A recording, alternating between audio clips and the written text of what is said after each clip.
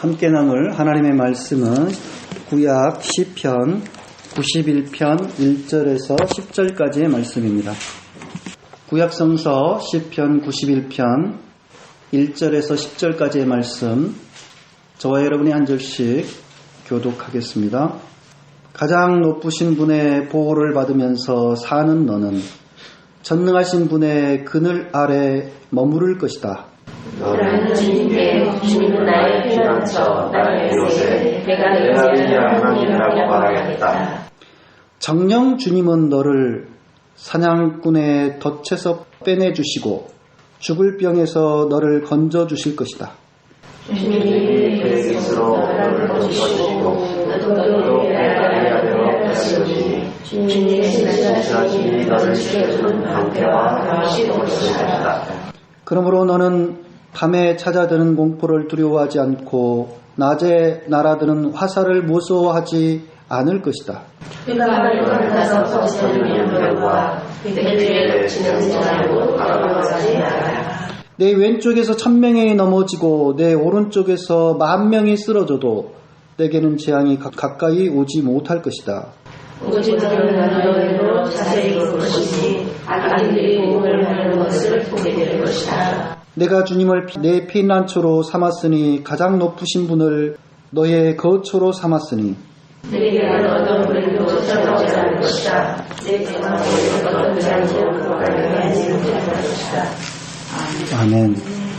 오늘 이 자리에 함께 하신 우리 모든 교우들에게 주님의 은혜와 평강이 가득 임하시길 빕니다. 코로나19 확산으로 다들 두려움에 떨고 있습니다. 바짝 긴장하고 있습니다. 특히 국내에서는 불과 며칠 사이에 200여 명 이상의 확진자가 발생을 하면서 이제 전국으로 이게 다 퍼지는 거 아니냐, 그렇게 해서 크게 걱정하고 있는 상황입니다. 대구 시내 같은 경우 보니까 거리에 사람이 거의 없을 정도로, 그리고 시장통에 사람을 찾기 힘들 정도로 지금 한산해졌다라고 하죠. 신종 전염병 확산에 따른 사람들의 그 공포가 얼마나 큰가, 그걸 보여주는 단면이 아닌가 싶습니다. 하지만 과도한 공포심을 가질 필요는 없지 않는가, 좀 그런 생각을 해봅니다. 코로나19가 처음 발생한 중국의 경우 어제까지 제가 보니까 확진자가 76,000여 명인데요. 그 중에 그 사망자가 2,345명. 그 치사율이 3%대입니다. 근데 우리 한국의 경우는 현재까지 사망 치사율이 0.4% 정도밖에 안 돼요. 그것도 아주 이전에 그 만성적인 어떤 질환을 앓고 있었던 사람이 돌아가신 거지, 적절한 치료만 잘 받으면 사망까지 이를 사람은 아마 거의 없지 않은가, 그런 생각을 해봅니다. 2002년부터 2003년에 크게 유행을 했던 그 중증급성 호흡기 증후군, 이 사스라고 그러죠. 이 사스의 경우에 치사율이 몇 %였는지 아십니까? 11%예요. 그리고 2015년에 유행했던 그 메르스, 이 메르스의 경우 치사율은 20%에서 40%에 달했습니다. 거기에 비해서 지금 이 코로나19의 경우는 치사율이 아주 낮은 거예요. 평소 그래서 어떤 만성적인 질환으로 면역력이 많이 약화되어 있는 분들은 각별히 좀 더 조심해야 되겠지만, 보통 어떤 건강을 유지하고 있는 분들의 경우는 걸려도 그냥 뭐 딱히 치료를 안 받아도 나을 정도로 그런 정도라고 합니다. 다만 바이러스 감염 확산 속도가 굉장히 빠르기 때문에 손도 자주 씻고 또 마스크도 하고 이런 어떤 예방법에 따라서 적절히 우리들이 주의를 해야 되겠죠. 근데 아무튼 근래에 들어서 에볼라 바이러스니 또는 사스니 메르스니 신종플루니 또 코로나 바이러스 19에 이르기까지 신종 전염병이 갈수록 자주 생겨나고 있습니다. 그만큼 우리가 이제 비행기를 타고 해외를 많이 나가는 그러한 여행이 아주 빈발해져 있고요. 그리고 국제 무역도 불과 100년 사이에 엄청 활발해져 있죠. 그래서 코로나19가 처음 발생한 그 중국만 우리가 탓할 것이 아니고 그만큼 세계가 이제는 하나로 지구촌이라고 그러잖아요. 그래서 그만큼 하나로 이렇게 묶여 있다 보니까 이쪽에 있는 질병이 금방 다른 나라를 막 전 세계로 번져가는 거예요. 그래서 주변 나라가 전염병으로 고통을 겪게 되면 뭐 남의 이야기가 아니고 그게 불과 얼마 안 있어서 우리의 문제가 됩니다. 그래서 위기 극복을 위해서 그건 너희들 문제가 너희들이 알아서 해가 아니고 함께 협력을 적극적으로 해야 되겠죠. 정보도 공유하고 또 치료 백신을 개발했으면 그러한 백신을 아주 저가에 어려운 나라들까지 다 이렇게 쓸 수 있도록 공급하는 그런 좀 그 지구촌의 그런 시스템을 갖춰나가는 것이 우리에게 필요하지 않는가 싶습니다. 왜냐하면 내 나라 내 국민들만 안전하면 되지라고 해서 그렇게 지키다 보면 가난한 나라들에 머물러 있던 그 질병이 부메랑이 돼서 또 오거든요. 예, 변종을 일으켜서. 이번에 이제 중국 우한에서 그렇게 코로나 바이러스 발병했을 때 돈 있는 선진국들, 우리나라도 포함됩니다만은 전 세계를 보내가지고 자국민들을 이렇게 데려오잖아요. 근데 그렇게 데려올 수 없는 나라들 있지 않습니까? 예, 형편이 안 되는 나라들. 그런 나라들을 심정을 오죽 하겠습니까? 근데 그런 나라들을 그대로 그냥 내버려 뒀을 경우에 문제가 더 심각해져 간다는 거죠. 그래서 건강의 어떤 평등권, 내 나라 내 국민만 괜찮으면 돼. 이게 아니라는 거예요, 전혀. 그게 건강을 지구촌 모두가 평등하게 영위하는 것, 굉장히 중요한 일입니다. 어떤 분은 바이러스는 생물학적 시한폭탄이라고 경고를 하더라고요. 실제로 지금 보십시오. 이 코로나19의 경우 눈에 보이지도 않지 않습니까? 그 미세한 그 바이러스 하나가 지구촌 전체를 다 뒤흔들고 있습니다. 그럼에도 주요 선진국들은 핵무기 개발 못지않게 무시무시한 어떤 파괴력을 가지고 있는 생화학 무기 개발에 아주 박차를 가하고 있다 그러죠. 그래서 큰 걱정이 아닐 수 없습니다. 이번에 그 퍼지게 된 코로나19의 경우도 중국에서는 아니라고 부인을 하고 있지만은 우한 바이러스 연구소에서 유출된 거 아니냐 그런 의혹이 크게 일고 있죠. 그래서 중국이 이번에 이거 발생했을 때 하는 대응 모습을 보면은 쉬쉬하고 그냥 정보도 제대로 제공해주지 않고 다른 나라들에게 또 자국민들에게도 그래서 막 확산시킨 측면이 있잖아요. 그래서 중국이 아니라고는 하지만 국제사회는 별로 그렇게 크게 신뢰하지 않는 것 같습니다. 지금은 분명 코로나19와 같은 신종 전염병이 자꾸 퍼져서 불안에 떨게 만드는 시대입니다. 하지만 사실 전염병 창궐로 인류가 두려움에 떨게 된 게 어제 오늘 일은 아닙니다.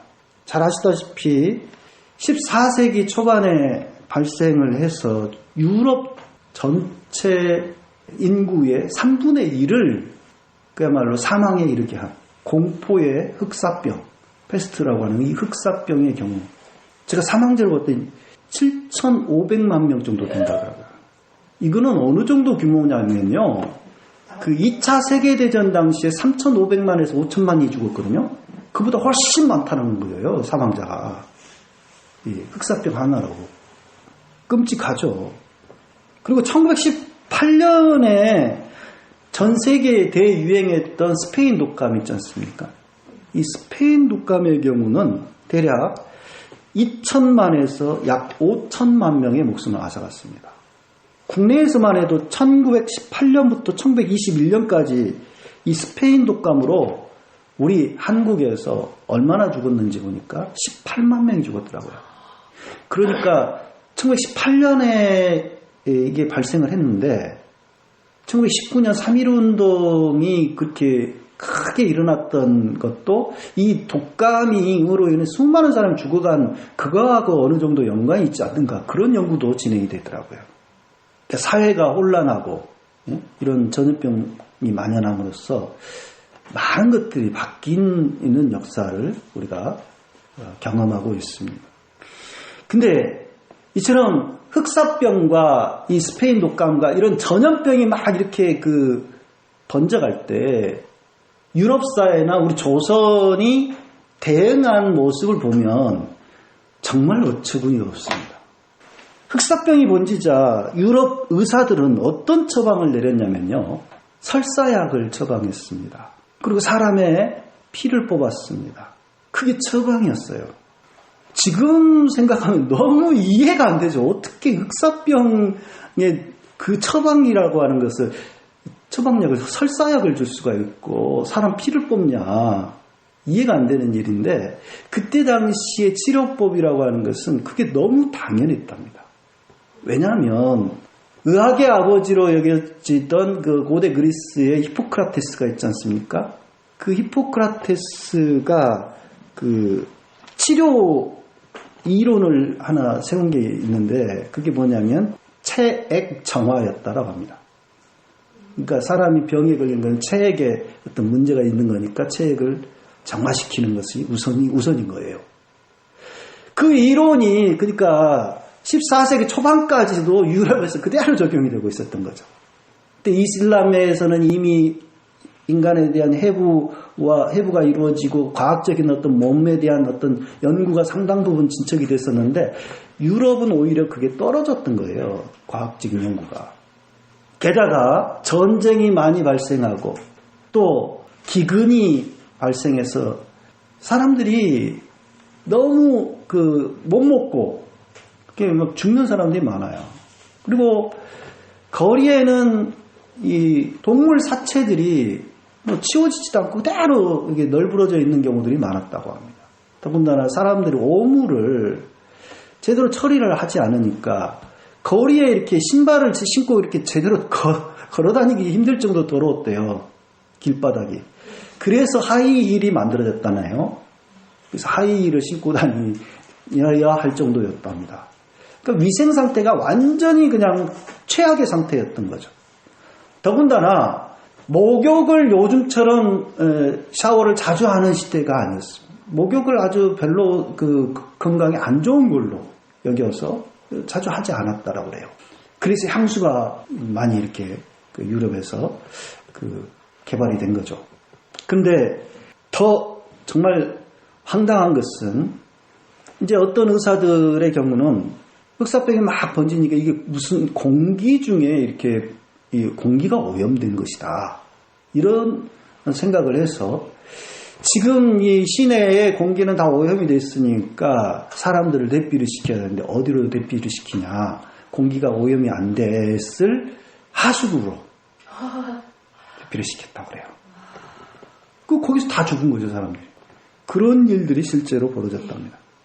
또 아주 신앙 좋은 사람들은 이거는 하나님의 형벌이나 시험이다 라고 여겨서 우리가 뭔가 죄를 지었기 때문에 하나님 형벌을 내리신 거니까 하나님의 자비를 구해야 된다라고 하면서 자기 몸을 채찍으로 막 때리면서 말하자면 이게 자해를 하는 거죠. 예. 그래서 하나님의 자비를 구하는 그런 일들까지 했다고 합니다. 그러니까 지금 생각하면 너무 어리석고 황당무계한 처방들이 계속됐던 것을 알 수가 있죠. 엄청난 많은 사람들이 죽고 나서야 비로소 유럽 사회에는 깨닫게 되었습니다.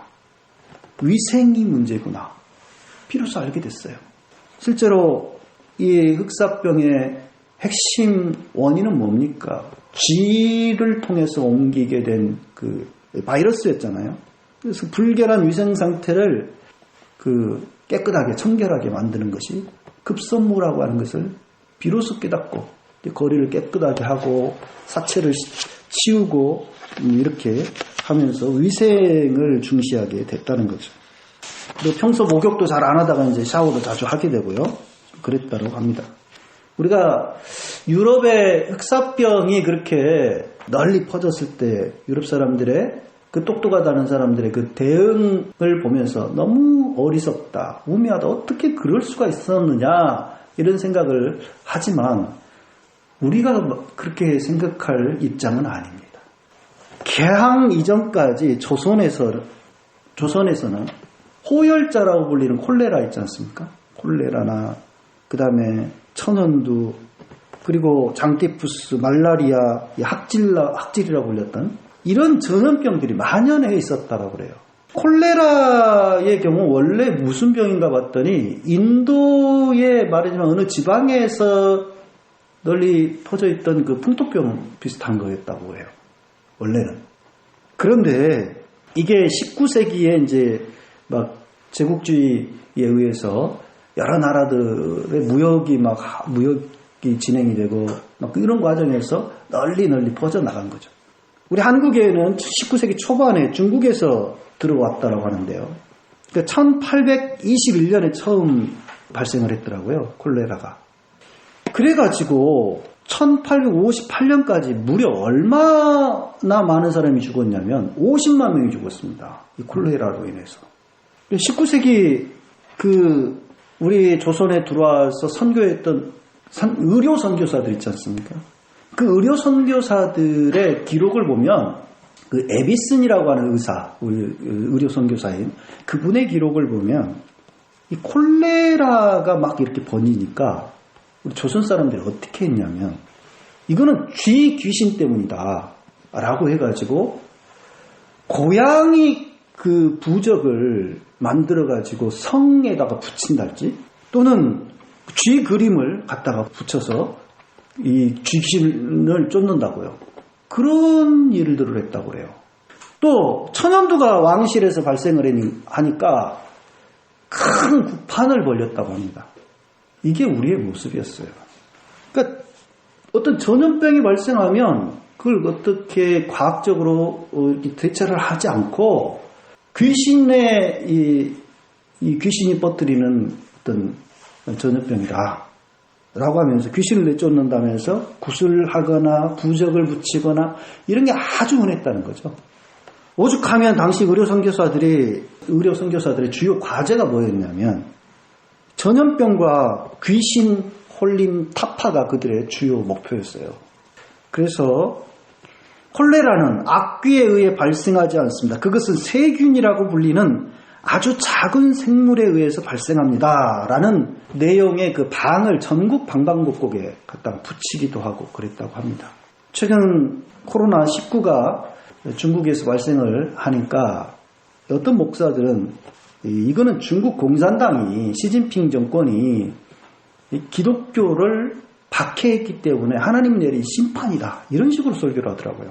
그러니까 그들은 기독교를 박해하는 그에 대한 하나님의 심판이 이 코로나19로 발생한 거다라고 보는 건데 하나님, 자비로우신 하나님을 그럼 전염병이나 보내서 사람들을 죽이는 고통스럽게 만드는 그런 분으로 만드는 거는 놔두고라도 그러면 기독교인들 가운데서도 코로나19에 걸릴 사람이 있을 거 아닙니까? 신실한 믿음을 가진 분들 가운데 그럼 그 사람들에 대해서는 어떻게 이야기를 할 건지 참 궁금해요. 이는 앞서 말한 흑사병이나 콜레라나 장티푸스 따위의 이런 전염병에 대응한답시고 구판을 벌리거나 또는 피를 뽑고 설사약을 먹이고 그렇게 하는 정말 어처구니 없는 어리석은 대응이나 별반 다를 바가 없다고 봅니다. 미신이죠, 미신. 그렇죠? 시편 91편은 위기에 처한 그리스도인들에게 큰 힘과 위로가 되는 말씀입니다. 이 시를 쓴 시인은 하나님을 나의 피난처, 나의 요새, 나의 방패와 갑옷, 나의 보호자라고 고백하고 있습니다. 마치 하나님께서 무슨 날개를 가지신 분처럼 주님이 그의 깃으로 너를 덮어주시고 너도 그의 날개 아래로 피하게 될 것이다. 이렇게 노래하고 있습니다. 누군가의 날개 그늘 아래 피한다. 이것은 구약 세계에서 어떤 보호를 받는다라고 하는 누군가의 보호를 받는다라고 하는 의미로 널리 흔히 쓰이는 관용적인 표현이었습니다. 예를 들면 사사시대 기드온의 막내 아들인 요담이 그리심산에 올라가서 자기 형 아비멜렉이 쿠데타를 일으킨 것에 대해서 규탄하면서 나무 왕 우화를 들려주거든요. 예를 들면은 포도나무, 무화과나무, 이런 나무들 있지 않습니까? 그런 나무들에게 가서 나무들이 우리의 왕이 되어달라라고 요청을 하죠. 근데 그 나무들은 다 거부해요. 하나님께서 나한테 주신 사명이 있다. 그것은 포도 열매를 잘 맺어서 사람들의 그 과실을 제공하는 것이 나의 사명인데 그 사명을 저버리고 왜 내가 왕이 되느냐? 왜 나무들 위에 내가 으스대면서 그렇게 하겠냐? 나는 못한다. 다 거절하는 거예요. 근데 그 나무들이 이제 마지막으로 가시나무에게 가서 우리들의 왕이 되어달라라고 요청했더니 그 가시나무가 한다는 말이 내가 와서 우리의 왕이 되어달라 이런 요청을 받고 기다렸다는 듯이 너희가 정말로 나에게 기름을 부어 너희의 왕으로 삼으려느냐? 그렇다면 와서 나의 그늘 아래 피하여 숨어라. 그렇게 하지 않으면 이 가시덤불에서 불이 나와서 레바논의 백향목을 다 살라버릴 것이다. 이렇게 말을 합니다. 그러니까 이 가시나무를 아비멜렉을 상징하는 그런 나무로 이야기를 하고 있는 거죠. 근데 이 말씀에서 이 요담의 이야기에서 우리가 주목해봐야 될 것은 이 가시나무가 너희들이 나를 왕으로 삼으려거든 내 그늘 아래 와서 피하라. 그런 표현을 우리가 주목해 볼 필요가 있습니다. 이게 사례도 보다시피 누군가의 그늘 아래 있다라고 하는 것은 그의 통치와 보호를 받는다라는 의미가 있는 거예요. 그래서 하나님을 피난처와 요새, 방패와 갑옷 삼아서 그분의 그늘 아래 피하는 사람은 하나님의 통치와 보호를 받기를 원하는 사람들이죠. 오늘 아침에 제가 밖에 나갔다가 매 3마리가 이렇게 하늘을 높이 이렇게 빙글빙글 돌고 있는 모습을 봤습니다. 정말 오랜만에 봤어요. 그런 모습도.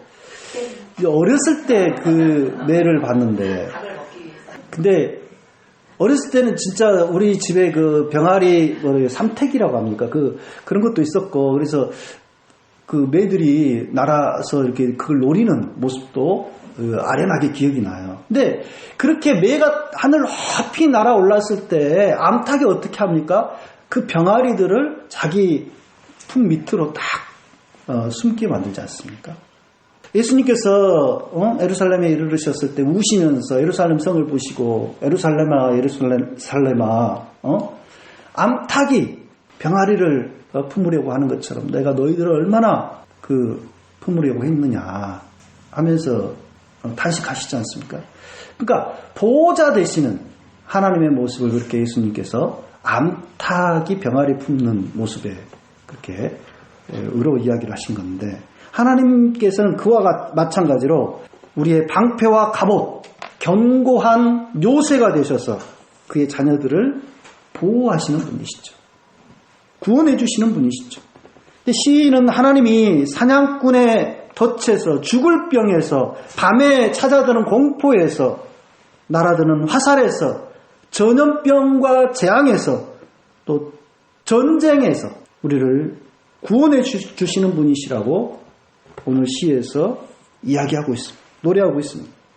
그러면서 이런 주님을 굳게 신뢰하도록 독려합니다. 이 시편을 읽으면서 우리 많은 그리스도인들이 위로와 어떤 힘을 받습니다. 그러면서 주님의 구원하심을 안전하게 보호하시는 주님의 모습을 사랑을 발견합니다. 인생의 온갖 환난 가운데서 우리 주님께서는 우리를 보호해 주시고 지켜주신다, 돌봐주신다 라고 하는 그 믿음을 이 시를 통하여서 다시 한번 새기면서 하나님을 생명의 피난처로 삼아야 되겠다라고 하는 그런 다짐도 하게 되는데요. 하지만 우리들이 이 시를 보면서 우리가 주의해야 될 점이 하나 있어요. 어떤 상황 속에서도 남들 다 죽어도 내 가족, 나 자신만큼은 하나님께서 안전하게 지켜주실 것이다. 이런 확신이 지나쳐가지고 자신이 해야 될 기본적인 어떤 일조차 하지 않는, 또 하나님을 시험하는 그런 일을 해서는 안 된다는 것입니다. 예수님께서 광야에서 40일 금식을 하시고 악마에게 3가지 시험을 받지 않습니까? 그때 악마가 예수님을 예루살렘 성전 꼭대기로 데려갔습니다. 그래서 여기서 네가 뛰어내려가라. 그러면은 하나님께서 분명히 말씀하셨지 않냐, 시편에 천사들을 보내서 네 발이 돌뿌리에 닿지 않도록 보호해 주실 것이라고 했지 않느냐. 뛰어내려와 라고 했죠. 네가 하나님의 아들이거든. 근데 그 말씀이 바로 91편 11절 12절 말씀이에요. 그가 천사들에게 명하셔서 내가 가는 길마다 너를 지키게 하실 것이니 너의 발이 돌뿌리에 부딪히지 않게 천사들이 그들의 손으로 너를 붙들어 줄 것이다. 악마도 성경을 잘 알고 있습니다. 성경을 인용을 하는데요. 근데 이 악마는 지금 어떻게 하고 있는 거예요? 이 말씀을 그냥 시로, 은유로 이해를 한 것이 아니라 문자 그대로의 사실로 이해를 하고 있지 않습니까? 그렇게 적용하려고 하는 거 아니에요. 그래서 이렇게 나와 있으니까 이게 사는 말씀이지, 그대로 한번 해봐. 정말 그러시나 보자. 이거 아닙니까? 근데 예수님께서는 뭐라고 하셔요? 성경에 네 하나님을 시험하지 말라고 하였다 라고 하면서 악마를 물리치지 않습니까? 시편 91편은 하나님의 백성들이 세상의 온갖 위기와 환난 중에서도 하나님의 보호와 구원하심을 굳게 신뢰하면서 그 위기를 돌파해 나아가도록 독려하는 내용의 신앙 시입니다. 근데 이 말씀을 가지고서 위로와 소망을 얻고 힘을 얻는 것은 좋으나 문자 그대로 적용해가지고 그것도 이기적으로 자기만을 위한 어떤 부적처럼 만들어서는 안 된다라고 하는 것입니다. 우리는 전염병의 위기 속에서 하나님이 나와 내 가족만큼은 지켜주실 것이라고 하는 그런 막연한 생각으로 예방수칙조차 제대로 지키지 않고 건강을 지키려고 하는 노력조차 제대로 하지 않고 만용을 부려서는 안 된다고 하는 것입니다. 주님의 보호하심을 믿는 성숙한 신앙인은 하나님을 미신처럼 믿는 사람들이 아닙니다. 그는 정확한 정보에 따라서 자신의 해야 할 일에 최선을 다하면서 그분의 도우심과 보호하심을 믿고 따라 나아가는 사람입니다. 이 같은 신앙으로 하나님의 그늘 아래서 머물며 자신과 이웃의 생명을 지키는 우리 모든 신앙인들이 되기를 간절히 기원합니다. 기도하겠습니다.